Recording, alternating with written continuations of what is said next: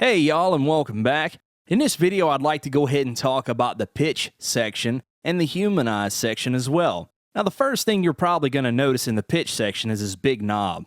And depending on what instrument you have selected at the moment, you will be able to turn this knob and tune it either down or tune it up.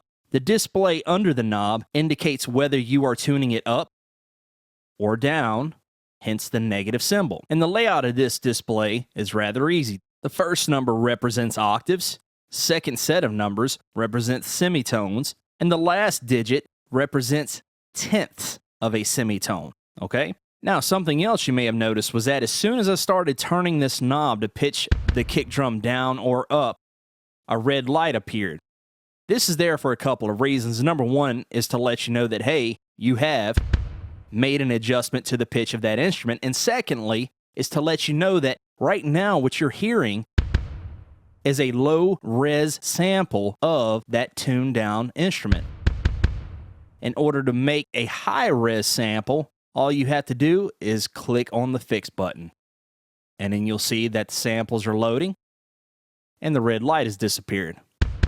And now what you hear is a high-res sample.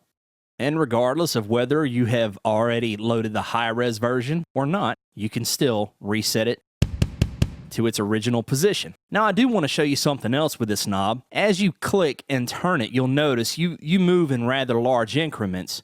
However, if you'd like to move in smaller increments, you can do that. Simply click and hold and move away from the knob. And then you'll notice that you will be able to move in tenths of a semitone a lot easier than you would if you were close. And we'll go ahead and reset it once again. Next is the humanize section, and this has 5 different options that you can choose from, and I'll give you a quick rundown of all of them.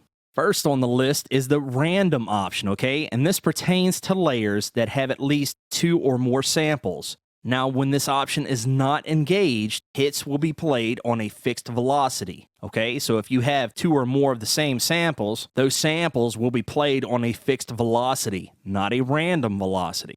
Next on the line is the alternate option, okay? Now, drummers, you may now rejoice, okay? Because with this option engaged, every second request sent to a subpad will be sent to that opposite subpad instead.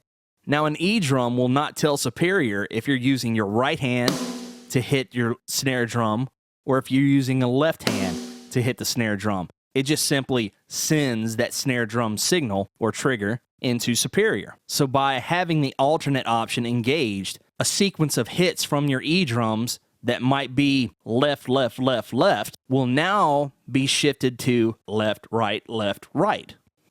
Now, this next option pertains primarily to gradient hits, okay? With this option right here engaged, gradient hits will be randomized even more so than they already are. Next is velocity to volume. Now, this is a good option to have engaged if you have 2 MIDI notes hit at the same time and the same velocity. With this option engaged, those 2 notes will not have the same output volume. So it's a good option to have engaged. All of these are actually really good options to have engaged in my opinion. Now, next option is the soft velocity. This is mainly for folks who might want more from an instrument when that instrument is hit at lower velocities. You can make adjustments via this knob right here, and then to get back, you just simply click the arrow. The original intention of this option was to compensate for the lack of softer samples of some instruments in the legacy library. But that gives you an idea of what these 2 sections right here can do for you. Thanks so much for watching, y'all. I hope you enjoyed it, and I hope it helped you understand this a little better. I'll see you in the next video. Bye-bye.